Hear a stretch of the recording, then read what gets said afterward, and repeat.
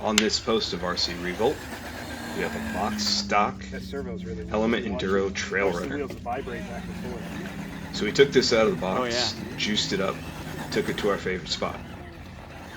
Here we are. You're not getting bounced off. Here we are on Struggle Hill, Going backwards. Yeah, I feel and that, it's a struggle. I just don't have the traction.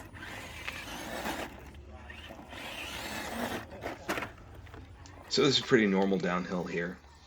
Really struggling between on and off. This thing's kind of challenging to get just that sweet spot where it'll roll downhill. And it's pretty narrow, and the lack of control. You're used to all the... This is like the original. Yeah, that lack of control will... watch, it's just hard to keep it on the line in a predictable way. Ooh. Nope. So I like the idea of 1.5s on an RTR. I like the idea of a general grabber, the licensed tire, but it's not executed well. I think there's just way too much foam in these tires. They might break in over time. The grabbers might scrub in. But yeah, we'll be making some changes. I really see that servo struggling here. Yeah, it's getting bogged down. Can't quite get on the line I want. Servo's like bringing a knife to a gunfight. Got cut. Had to ask the camera guy for help there. Bail out of the line a little bit early. And we finally make it to the top of Side Hill Hill. The seam. So I like the 6% overdrive. I already knew that I like that Stealth X transmission. It really does help with turning. This body's kind of its own liability. I like the scale accessories. You can customize it. Now, I said this was stock, but we did throw in a kinetic winch. So that's a piece of elastic helping us up there. And then the winch will pick itself up right there off the rocks and let you go.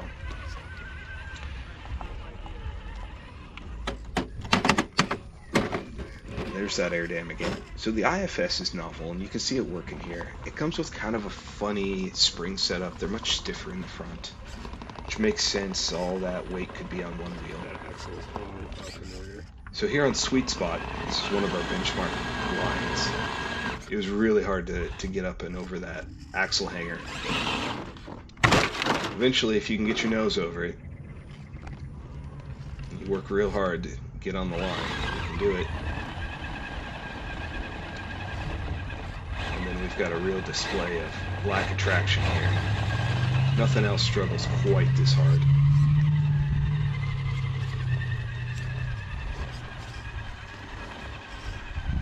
I've never gotten stuck there before.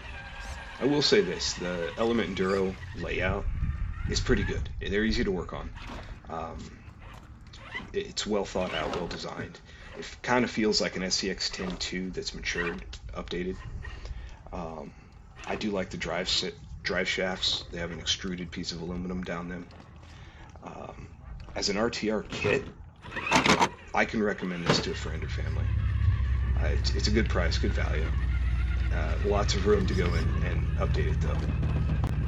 So here on Horse Pile Climb, I had struggled with this for quite a while, so we're going to use that kinetic winch, grab on the Yoda there. That 16-turn 5-slot motor that's in here, it's got the power. It's the ESC. We don't have the low-speed control with it, so we'll be updating that. There's no expo on this, which is pretty typical of an RTR. You can see where between that and the air dam here, you can get in trouble. Okay. This comes with what feels like 2S gearing to me, and I did get the kit with battery and charger. That battery is a 2S battery. So again, good value, good kit to get you started. The IFS is tuned for, it feels like it's for larger tires. Night Customs makes an adapter for smaller tires. I feel like that should have been included in the box. 2 different risers that you could plug in there. Because there's not a lot of clearance with the IFS out of the box. So most people are going to run like a 475 tire, I feel. Would have been nice if that was included, and you didn't have to own a 3D printer to go and make it right for the tires that are included in the RTR.